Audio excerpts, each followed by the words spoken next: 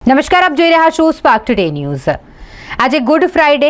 અને રવિવારે Easter Sunday તે નિમિત્તે શહેરમાં એક એક્ઝિબિશનનું આયોજન કરવામાં આવ્યું છે। પેઇન્ટિંગ એક્ઝિબિશન યોજાયું છે।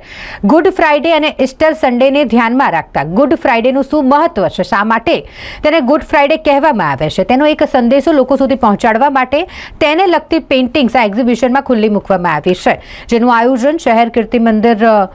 આકૃતિ આર્ટ ગેલેરી ખાતે કરવામાં આવ્યું છે। મોટી સંખ્યામાં લોકોએ આ અલગ અલગ જે પેઇન્ટિંગ છે તેને નિહાળી છે। આ જે એક્ઝિબિશન છે એ આજે ગુડ ફ્રાઇડેના દિવસે અને રવિવારે ઇસ્ટર સન્ડે છે એ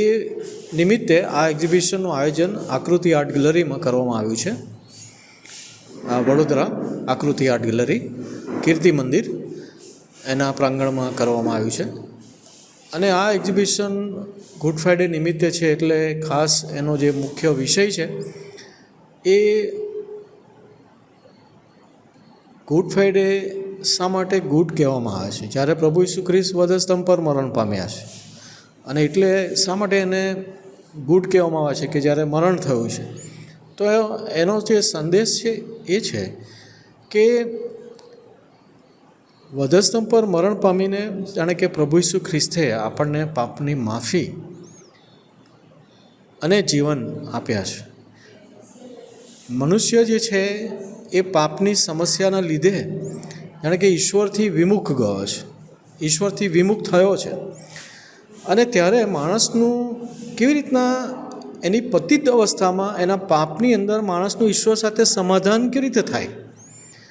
અને ત્યારે પ્રભુ ઈસુ ખ્રિસ્ત છે એ મધ્યસ્થ બન્યા છે અને વધસ્તંભ પર એ પ્રાયશ્ચિત પૂરું પાડવામાં આવ્યું છે, માણસના પાપનું પ્રાયશ્ચિત પૂરું પાડવામાં આવ્યું છે કે જેથી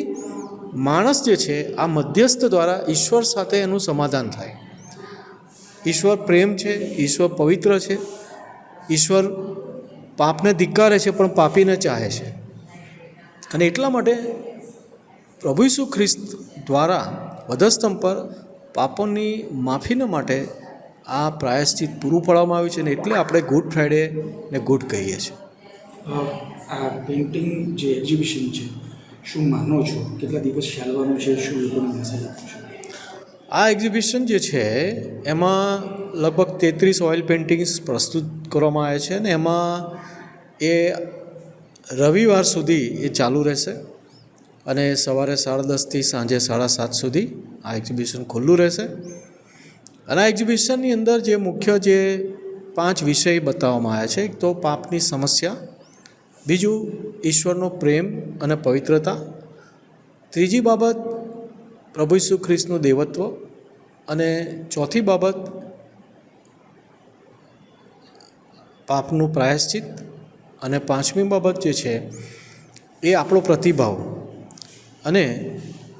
ઈસુ ખ્રિસ્તનું પુનરાગમન થશે એ બાબત પણ આ વખતે પ્રસ્તુત કરવામાં આવી છે અને ખરેખર જો હું કહું તો છેલ્લો વિષય આ જે બાબત અહીંયા મૂકવામાં આવી છે આ વર્ષે એ છે છેલ્લું રણશીંગડું, ધ લાસ્ટ ટ્રમ્પેટ, એટલે કે છેલ્લું રણશીંગડું વાગશે અને ઈસુ ખ્રિસ્તનું પુનરાગમન થશે એ બાબત લખવામાં આવી છે અને એ અહીંયા આ પેઇન્ટિંગ દ્વારા પ્રસ્તુત કરવામાં આવી છે। મારું નામ સંજય મસીહ છે।